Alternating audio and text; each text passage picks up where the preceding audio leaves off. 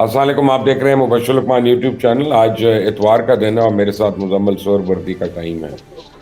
मुजम्मिल सोहरवर्दी साहब किसी तारुफ के मोहताज नहीं है। हम टेलीविज़न पे अपना ये शो भी करते हैं और मुख्तलिफ चैनल्स पे ये आते रहते हैं। अच्छा जी, अब मुजम्मिल साहब, इमरान खान की सज़ाओं को हेड्रेक हो गई है। इद्दत में भी निकाह केस में सज़ा हो गई है और इस 50 सफ़ात के फैसले के बाद इमरान खान और बुशरा बीबी का अब निकाह तो रहा नहीं। अब वो कानूनी तौर पे मियाँ बीवी नहीं रहे। फैसले पे तनकीद भी हो रही है। लोग कह रहे हैं कि जी इस फैसले की बिना पे लाखों ख्वातीन से गवाही का हक छीना गया। मैं समझता हूँ कि हमें फैसले को कानून के तनाजुर में देखना चाहिए।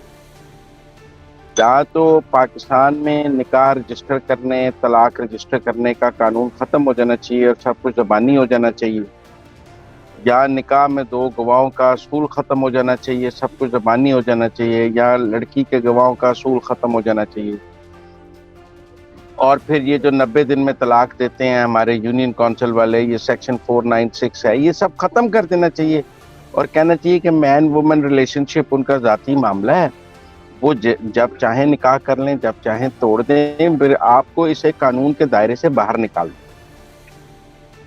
देखें, या तो आप मैरिज, डिसोल्यूशन ऑफ मैरिज, इन सब चीज़ों पर कानून ना बनाएं और इन्हें लोगों की ज़ाती ज़िंदगी डिक्लेयर करके कहें कि जी सरकार का, हुकूमत का इससे कोई ताल्लुक नहीं, जिसकी जो मर्जी है वो करे। लेकिन अगर आपने ये सीआरपीसी में डाले हैं, आपने इन पर कानून बनाए हैं, सजाएं बनाई हैं, तो फिर आप ये कैसे कहेंगे कि जी ये ज़ाती मामला था, निजी मामला है? फिर निजी मामले पे तो कानून नहीं बनाया जाता। आप बाथरूम जाते हैं या नहीं जाते, इस बात पर कानून है। आप कपड़े पहनते हैं, कौन से पहनते हैं, इस बात पर कानून है। आपके घर की कितनी खिड़कियां होंगी, उस पर तो कानून बनाया है। देखें, जिस चीज पर कानून मौजूद है उसे कानून के तनाजुर में देखें। देख लिया कानून के तनाजुर में। चले पाकिस्तान में अगर देखें, हमारे यहाँ मर्दों को 4 शादियों की इजाजत है, खवातीन को 4 शादियों की इजाजत है, औरत को इजाजत नहीं है ना औरत को इजाजत। आपने मैन वुमन रिलेशनशिप के कोई कानून, कोई शरीयत को बनाए हुए हैं ना, तो फिर आपको उनके मुताबिक ही अपने मैन वुमन रिलेशनशिप को रखना है। ठीक है, हम शरीयत को छोड़ देते हैं क्योंकि शरीयत का फैसला तो उलमा ने करना है, इस्लामिक नजरियाती काउंसिल ने करना है। लेकिन अब अदालत ने डिक्लेयर कर दिया कि मोहतरमा जो है वो शादीशुदा नहीं है, इमरान खान की बेगम नहीं है, तो क्या बनी गाला अब भी जेल रखना जायज़ है? सब जेल बनी गाला उनको जेल जो है वो इमरान खान की बेगम होने की वजह से तो नहीं मिला, क्योंकि सजा जो है वो तो इनफरादी होती है कानून की नज़र में। बुशरा बेगम को अपने जुर्मों की सजा मिली है, इमरान खान को अपने जुर्मों की सजा मिली है।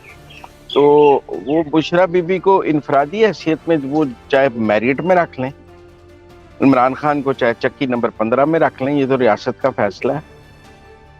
नहीं, लेकिन बनी गाला तो उनकी रिहाइश का नहीं है। अब उनकी बहनें तो जाएंगी फिर, अलीमा वगैरह, वो तो इमरान खान खत लिखे ना हुकूमत को कि मेरे घर को आपने सब जेल क्यों करार दिया है। उनको चाहिए कि वो हुकूमत से प्रोटेस्ट करें। देखें, मेरे घर को कोई सब जेल मेरी मर्जी के बगैर डिक्लेयर कर सकता है?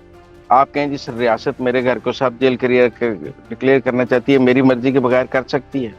मेरी कॉन्सेंट मौजूद है तो हुई है ना। लिहाजा इमरान खान की कॉन्सेंट मौजूद है बुशरा बीबी को बनी गाला। एक और ड्रामा चलता रहेगा। देखिए, वो इसमें भी इंटरप्रिटेशन है। वो कहते हैं जी उन्होंने उनका दूसरा निकाह जायज़ करार दे दिया है, पहला गलत करार दिया है, तो वो इसलिए वो निकाह एक बच गया है, एक उड़ गया है, एक गलत निकाह पे 496 में सजा हुई है।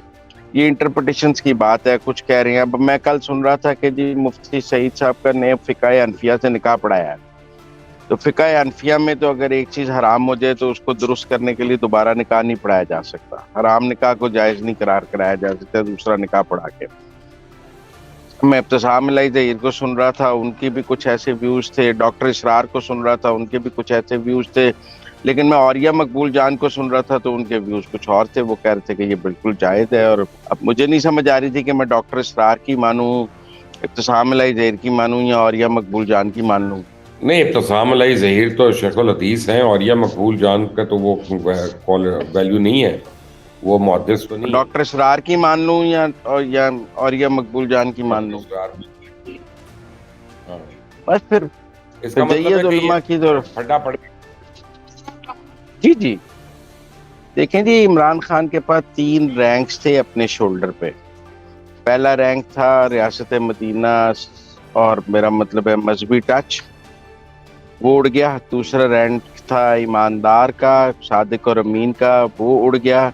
तीसरा रैंक था मैं पाकिस्तानी हूँ मुहब्बे वतन, वो उड़ गया। 3 फैसलों से 3 रैंक्स तो उड़ गए। साइफर में गद्दारी हो गई, तोशाखाना में करप्शन हो गई और इसमें शरीयत टूट गई। तो अब चौथे का क्या होगा? 9 मई का पूरा तैयार है, वो जो मास्टरमाइंड क्या है, और वो तो अब चुड़ैल हमारी ये बताती है कि 9 मई में तो बहुत ज्यादा एविडेंस है कि इमरान खान मास्टरमाइंड था और प्लानर था। तो उसमें अब इसके क्या हो?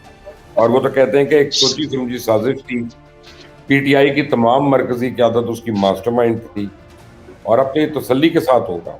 100 मुकदमात हैं इमरान खान साहब पर, 100 सजाएं होंगी। ये बैक वक्त तो नहीं हो हर सकती ना कि बैक वक्त होंगी नहीं सब? बा होती रहेंगी। ये 2024 सजाओं का साल है, होती रहेंगी। मैं और आप नवंबर में भी बात कर रहे होंगे, ओ हो एक और मुकदमे में सजा हो गई। दिसंबर में बात कर रहे होंगे, ओ हो एक और में, अब कितने रह गए। तो ये सजाओं का साल है। इस पूरे साल में सिर्फ सजाएं ही होंगी। कोई ऊपर से नीचे वापस आएगा मुकदमा, कोई नीचे से ऊपर वापस जाएगा, कोई रीट्रायल का ऑर्डर हो जाएगा, किसी की अपील मुस्तरद हो जाएगी, किसी की कबूल होके वापस हो जाएगी। ये 2024 सजाओं का साल है और इसको सजाओं के साल के तौर पर ही देखा जाए। 2024 तो इलेक्शन का भी साल है, और इलेक्शन में कल 2 वीडियोस वायरल हो गई, एक पीपल्स पार्टी की, एक नून लीग की। कोई बाइबल पे हलफ ले रहा है, कोई कुरान पे हलफ ले रहा है। ये क्या चल रहा है? पैसा चल रहा है जी मुबशिर भाई। मैंने तो आपको कल के शो में भी कहा था कि पैसा टका के चल रहा है। पाकिस्तान की तारीख का सबसे महंगा इलेक्शन 127 का इलेक्शन है और वहाँ 20,000 रुपया पर वोट रेट पहुंच चुका है। स्टॉक एक्सचेंज की तरह दिन ब दिन जैसे जैसे इलेक्शन करीब आ रहा है, रेट महंगा होता जा रहा है। क्रिश्चियन वोट महंगा है, मुसलमान वोट सस्ता है। तो इसमें कौन सी ऐसी बात है? पीपल्स पार्टी ने ज्यादा खरीदे हैं, पीएमएलएन वापस रेस में लेट पहुंची है, पैसा बाद में शुरू किया है, इसलिए पीपल्स पार्टी को एज हासिल है। वो इस वक्त तक काफी बाइंग कर चुके हैं। आपको पता है जब किसी ने पहले ज्यादा अर्ली स्टेज पे बाइंग कर ली हो तो कुछ सस्ती बाइंग भी कर ली होती है। अब वो जिनको ये ख्याल है कि उन्होंने खुद को सस्ता बेच दिया हुआ है, वो खुद को रीसेल कर रहे हैं महंगा। तो ये एक अजीब सी कश्मकश उस हल्के में जारी है कि जिन्हें पहले उधरों पैसे ले लेने, उन्होंने इधरों ले रहे हैं, इधर अला उधरों ले रहे हैं। ये कड़मस्सा हुआ मच गया हुआ है इस वक्त, और वो आपको नजर भी आ रहा है। तो कल आपके बड़े हरदिल अजीज अता तारर साहब ने एक प्रेस कॉन्फ्रेंस की। उन्होंने बड़े इल्जामात भी लगाए, बातें भी की, लेकिन उन्होंने वीडियो का जवाब नहीं दिया कि जो वीडियो वायरल हुई है उसमें उनका क्या रोल है। उस पर क्यों चुप रहे हैं वो तो वीडियो उन्होंने खुद वायरल की है। वो पहुंचे हैं बिलावल के दफ्तर में, पीएमएलएन की। वो तो मुझे लगता है फॉल्स फ्लैग ऑपरेशन है वो, कि उन्होंने पीपल पार्टी वालों ने बाद में झंडे झुंडे लगा के ना एक फॉल्स फ्लैग ऑपरेशन बनाया। मुझे लगता है कि जी चलो अब इसका जवाब ऐसे दे दें। लगा लिए, और अता तारर जो है वो पीपल्स पार्टी के कैंप में पहुंच गए कि नहीं, दूध के धुले में है नून लीग। दूल्हे नहीं हुए, लेकिन एक काम मुबशिर साहब, दूल्हे नहीं हुए, कम माहिर हैं। उनकी कम महारत और नाअहली के नंबर दिया करें। क्योंकि वो वीडियो ट्वीट तो मैंने किया मुजम्मिल साहब, पहले मेरे पास आई। आपसे मोहब्बत बहुत है ना पीपल्स पार्टी को। पीपल्स पार्टी वालों को नहीं है मोहब्बत, मुझे अपना मेरे मुखबरों से को मेरे से मोहब्बत है। उन्होंने कहा मुबशिर भाई को फौरन दी जाए। बहरहाल कल मैं और आप शर्त लगा चुके, देखिए मेरी बात सुने, कल मैं और आप इस हल्के पे शर्त लगा चुके हैं आगे तो, और ये भी हम दोनों तय कर चुके हैं कि उस हल्के में मेरा और आपका इत्तेफाक है, पैसे चल रहे हैं। तो अब तो 8 फरवरी को ये देखा जाएगा कि किसके पैसे का जादू चल गया, यही देखना है। देखिए ना, उधर असद ठोकर साहब भी हैं, ये तो आप समझे ना, दोनों तरफ पैसा बराबर है, लग रहा है। ये बताएं कि शाह महमूद के कागजात मुस्तरद हो गए हैं, लेकिन इलेक्शन जारी है थरपारकर में। जब आपको याद होगा हनीफ अब्बासी साहब के कागजात मुस्तरद हुए थे तो वहाँ इलेक्शन रोक दिया गया था। नहीं रोका था शेख रशीद साहब ने इलेक्शन लड़ा था। नाअहली पे नहीं रुकता, मौत पे रुकता। हनीफ अब्बासी मौत की ही है जिस ना ये। सीट से नहीं, ना हनीफ NA60 में अब्बासी की ना अहली पर शेख रशीद साहब ने इलेक्शन लड़ा और वो जीते। वो कुछ जिमनी नहीं जीते, वो इलेक्शन जारी रहा। NA60 हम्म। NA60 तो नहीं थी। नहीं नहीं, वो एक पे के भतीजे थे, एक पे वो खुद थे। अच्छा जी, अब आपको मैं कुछ हलकों की अंदर की खबर दे दूं। दे दें दे दें। NA112 अब ब्रिगेडियर एजाज साहब जो है बड़े स्ट्रांग पोजीशन में थे, अब काफी नीचे आ गए। वहां पे शिजरा मनसब अली जो हैं वो इस वक्त काफी पोजीशन से यानी मार्जिन से लीड है उनकी। देखें, मुबशर भाई, शिजरा ने जो इलेक्शन इमरान खान के खिलाफ लड़ा था वो सिर्फ 3 या 4 हजार वोट से आ रही थी। Shijra is a strong candidate over there. Ejaz Shah sahab 2018 में भी उनका रिजल्ट 72 घंटे बाद आया था। 2018 में आरटीएस बैठ गया था उस हल्के का, और 72 घंटे बाद ननकाने का रिजल्ट आया था। तो वो आरटीएस के कमाल से 2018 में भी जीते थे। एक और हल्का जहां पे टर्न है आपके हक में वो है PP 139। या राना तनवीर हुसैन जो पहले तीसरी पोजीशन पर ट्रेल कर रहे थे, अब पहली पोजीशन पे आ चुके इस वक्त। मुकाबले पे और कौन है? एजाज भट्टी PTI के, वो अब नीचे स्लिप हो गए हैं पहली से। और जमशेद शबाब पीपल्स पार्टी के। लेकिन यहाँ जो इम्पोर्टेंट बात है, रफाकत अली TLP के बहुत स्ट्रांग कैंडिडेट समझे जा रहे थे, अब वो चौथी पांचवी पोजीशन पे आ चुके। अच्छा ना, मैंने आपके शो में टीएलपी वालों के बारे में कोई बात की तो वो सारे मुझसे बहुत नाराज हो गए। और आपको पता है उन्होंने, तो मैं ये समझता हूँ कि टीएलपी की वो परफॉर्मेंस नहीं है इस बार जो 2018 में थी। और देखें, वो ना उनके कैंडिडेट्स की वो परफॉर्मेंस है, ना साद रिजवी की वो परफॉर्मेंस है। छोटे छोटे जलसे, कॉर्नर मीटिंग, मतलब आप मेरी बात सुने, साद रिजवी ने जलसा करना है तो मीनारे पाकिस्तान पे करे आके। साद रिजवी ने जलसा करना है परेड ग्राउंड इस्लामाबाद में करे। साद रिजवी ने जलसा करना है धोबी घाट फैसलाबाद में करे। साद रिजवी कहाँ जलसे कर रहा है? मेरा मतलब है आप मुल्क की तीसरी बड़ी पार्टी है और आप कर क्या रहे हैं। इसलिए मुझे अच्छा, टीएलपी की परफॉर्मेंस दो इंटरेस्टिंग हलकों का बताऊं। एक NA115 है, यहाँ मियाँ जावेद लतीफ हैं आपके, और मियाँ अली बशीर हैं PTI के, जफर हैं TLP के, अल्ताफ हुसैन फिरक हैं पीपल्स पार्टी के। तो PMLN यहाँ स्ट्रांग पोजीशन में थी लेकिन अब स्लिप कर गई है नीचे। और यहाँ तहरीक इंसाफ जो है वो इस वक्त फर्स्ट पोजीशन पर जा रही है, एडवोकेट मियाँ बशीर साहब जो। मैं एग्री कर रहा हूँ आपसे। आप ठीक रिपोर्ट है आपके पास। Javed Latif is in hot water. और मैं आपको एक और बात बताऊं, शेखुपुरा का जो इलेक्शन है उसके बारे में ये है कि वो बड़ा खूनी इलेक्शन होने का चांस है। एक तो वहां पर असला बहुत है शेखुपुरे में, आपको पता है। और वहां पर जो निजी हाउसिंग सोसाइटियों वाले हैं उन्होंने अब अपनी मलेशियाज बना ली हैं और वो अपने पसंदीदा कैंडिडेट्स को दे रहे हैं। वहाँ पर रियासत को ने कोई डी वेपनाइजेशन का काम इन्हें करना पड़ेगा, और डी वेपनाइजेशन शुरू भी हुई है पिछले 24 घंटे में। शेखुपुरे में अगर पुरअमन इलेक्शन कराना है तो उसे असले से पाक करना होगा। इस पर काम शुरू भी हुआ है लेकिन इस पर काफी काम करना पड़ेगा। अच्छा जी, एक इंटरेस्टिंग हल्का है NA117। यहाँ अलीम खान साहब बड़े बेकार तरीके से इलेक्शन लड़ रहे हैं, वो इस वक्त जरा नीचे आ गए हैं। और PTI के एजाज भुट्टर जो हैं वो पहली पोजीशन पे हैं। और यानी ये अब एक सीरियस इशू हो रहा है IPP को यहाँ पे। ये हल्का में कुछ 40,000 कक्केज़ई वोट है। इससे पहले भी यहाँ PMLN ने मलक रियाज को टिकट दिया हुआ था, वो भी कक्केज़ई हैं। आपको पता है शदरे के कक्केज़ई बहुत मशहूर है। हालांकि मैं भी कक्केज़ई हूँ लेकिन मैं शदरे का कक्केज़ई नहीं हूँ, ठीक है ना। मैं तो रंग महल में रहने वाला कूचा चाबक सवारों का कक्केज़ई जिधर मर्जी का हो, वो अपना बुरे वाला का भी कक्केज़ई होता है, जिधर मर्जी का। जिधर मर्जी का। अच्छा, तो 40,000 कक्केज़ई वोट है। अगर अलीम खान साहब, मैंने कहा मलिक रियाज भी कक्केज़ई, अगर अलीम खान साहब, मतलब मैं नहीं जानता उनको, वैसे कोई भी अमीर कक्केज़ई, बादशाह कक्केज़ई मेरा वाकिफ नहीं है। मैं अक्सर अपने घर वालों को कहता हूँ ये जितने ऊंची जगह पहुंचे हुए कक्केज़ई हैं ये हमारे रिश्तेदार क्यों नहीं, ठीक है ना। लेकिन अलीम खान अगर वहाँ कक्केज़ई बरादरी का वोट ले गए तो वो सीट क्लियर कर लेंगे। वो सीट पे फाइनल जो फैसला है वो कक्केज़ई बरादरी करेगी। आपको पता है वहां से मियादर भी हार गए थे क्यों? हाँ, क्योंकि वो अराई थे, वो अराई सीट नहीं है। NA 118 जो है वहां पे बड़ी पोजीशन चेंज हुई है।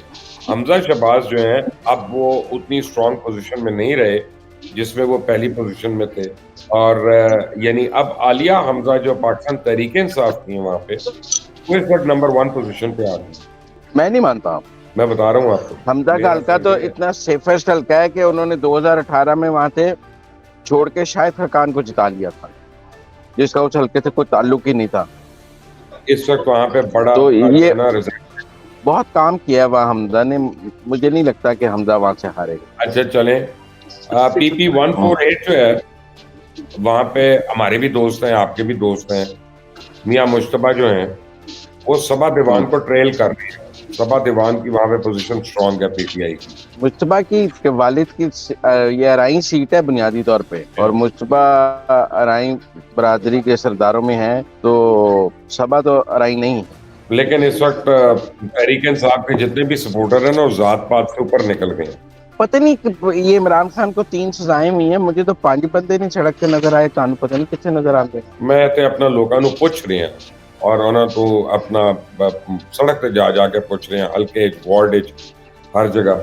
अब मतलब मैं आपको बताता हूँ, इसी जगह जो पिछली एक हल्के की बात हो रही थी, वहाँ PP का जो हल्का है 149, वहां पे अलीम खान नंबर 1 पोजीशन पे है, और पहले 3rd पोजीशन पे थे, इस वक्त नंबर 1 पोजीशन पे। और करीम खान है PTI के, वो अब स्लिप कर गए हैं 2nd पोजीशन पे वहां।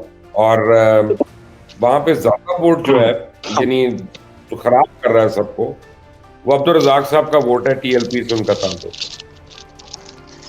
देखिए मुबशर भाई, 2 बातें आप मुझे बताएं। PTI के पास 13,000 पोलिंग एजेंट हैं लाहौर में? पता नहीं, मुझे नहीं पता इसका, मैं आजकल इनसे लिंक नहीं हूँ। नहीं, आपका अंदाजा है कि इस वक्त PTI तंजीमी तौर पे इस पोजीशन में है कि उसके पास 13,000 पोलिंग एजेंट है? नहीं, लेकिन इंडिविजुअल 13 होंगे ना अपने। कौन होगा जो PTI के कैंडिडेट का पोलिंग एजेंट बन सकेगा? भाई फर्ज करें अगर मैं लड़ रहा हूँ इलेक्शन, तो आप भी मेरे पोलिंग एजेंट बन जाएंगे, मेरे और अहबाब और दोस्त और रिश्तेदार भी बन जाएंगे। वो हर आदमी के लिए तो इतना मुश्किल नहीं होता, इंडिविजुअल के लिए सब मुश्किल हो जाता है, इस वक्त PTI के लिए मुश्किल है। मुझे लगता है उनके पास मुकम्मल पोलिंग एजेंट्स ही नहीं होंगे, पोलिंग कैंप्स नहीं होंगे, इसलिए ये आप पोलिंग डे वाले दिन बहुत डिफरेंट सूरत हाल होगी, क्योंकि पोलिंग डे पे तो आपको हर पोलिंग स्टेशन पे अपने 15-20 लोग चाहिए होते हैं, हर बूथ पे एक पोलिंग एजेंट चाहिए होता है, बाहर पोलिंग कैंप चाहिए होता है। ये सब कुछ PTI करने की इस वक्त पोजीशन में नहीं है, और 40% इलेक्शन डे का है। अच्छा, एक हल्के में मुझे बड़ी हैरानी हो रही है, मेरे पास जो सर्वे है वो ये है, वो PP 154 का है।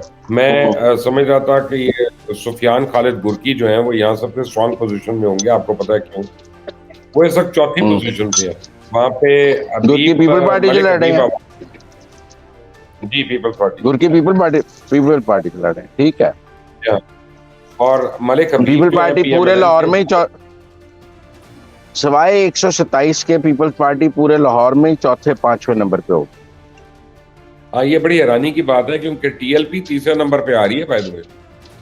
यस, मैंने कहा ना, वो 4थे पूरे लाहौर में, बल्कि पूरे पंजाब में 4थे। ये कुछ हल्के आप कायरा साहब वाला निकाल दें, राजा परवेज अशरफ का निकाल दें, गिलानी का निकाल दें, नदीम अफजल चांद का निकाल दें, दिन के 8-10 हल्के निकाल दें, बाकी 130 हल्कों में वो 4थे नंबर पे होंगे। अच्छा जी, आपके सलमान रफीक के तो अच्छी खबर है ख्वाजा सलमान के लिए कि वो तो बड़े मार्जिन से आगे हैं 153 में।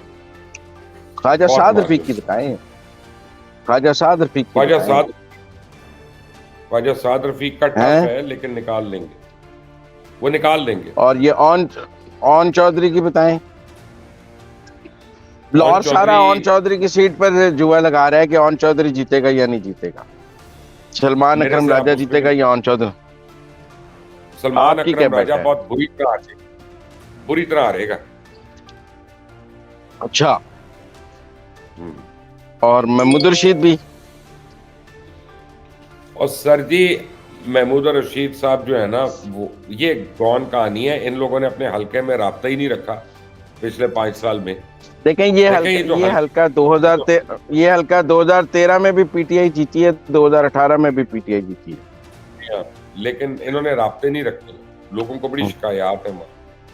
लेकिन आप कहते हैं ना पीटीआई का वोट पड़ जाएगा, अगर आपके मुताबिक पीटीआई का वोट आलिया हमजा को पड़ रहा है तो पीटीआई का वोट महमूद रशीद और राजा को क्यों नहीं पड़ेगा? देखिए, एक बात आपको मैं बताऊं कि मैं इस पे कोई लॉजिक नहीं है, लेकिन मेरा अपना ये ख्याल है कि जो लोग वजीर रहे, मुशीर रहे या किसी पोजीशन में रहे, उनके ऊपर काफी रिजेंटमेंट है लोगों को। ये बताएं मियां अजहर के हल्के की क्या रिपोर्ट है आपके पास?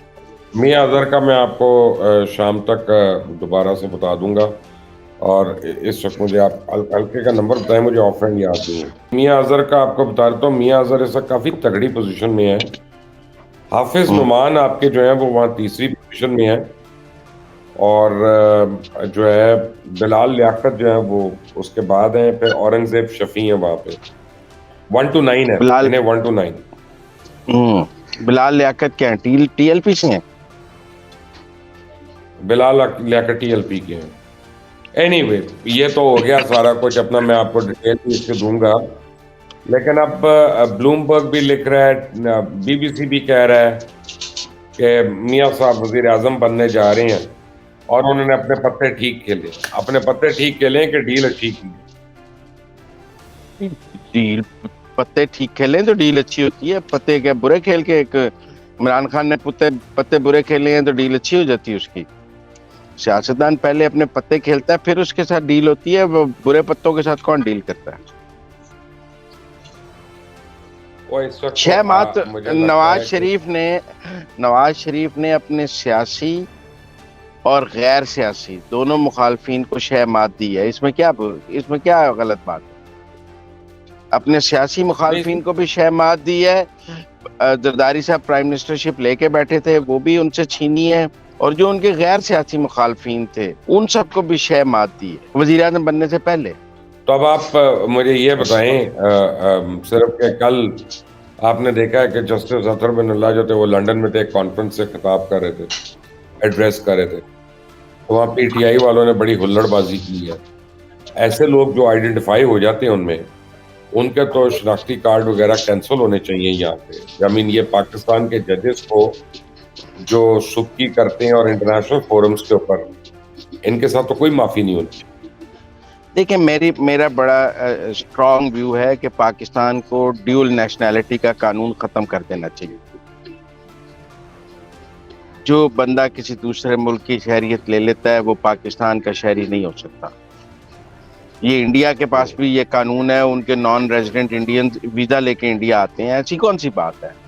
उनके भी ये भी वीजा लेकर आए और इनको राइट ऑफ वोट नहीं होना चाहिए। इंडिया में भी राइट ऑफ वोट नहीं है, जो जिसने ब्रिटिश नेशनैलिटी ले लिया, अमेरिकन ले लिया, ये हमने को बहुत ज्यादा ही इनको अपना मामा चाचा बना लिया। भैया आपने ब्रिटिश नेशनैलिटी ले ली, अमेरिकन ले ली, आप जाएं, ना इनका राइट ऑफ वोट होना चाहिए, ना इनका राइट ऑफ इंटरफेरेंस पाकिस्तान की पॉलिटिक्स में होना चाहिए। ये पैसे भेजते हैं अपने वरसा को जो यहाँ पीछे उनके भूख पे बैठे हैं, ये को पाकिस्तान के प्रिंसिपल अकाउंट नंबर 1 में भेजते हैं। इंडियन के जो नॉन रेजिडेंट इंडियन मुजम्मिल साहब, आपका सिग्नल बड़ा वीक है, इसको खत्म करते हैं, क्योंकि आप मोटरवे पे हैं, मुझे पता है आप ट्रैवल कर रहे हैं, तो बड़ी एफर्ट से, स्ट्रगल से इतनी देर तक हमने फिर, लेकिन आपका बहुत बहुत शुक्रिया। अगले हफ्ते फिर आपसे मुलाकात होती है। आप देख रहे हैं मुजम्मिल शोर वर्दी और मुबशर, हम दोनों को इजाजत दें।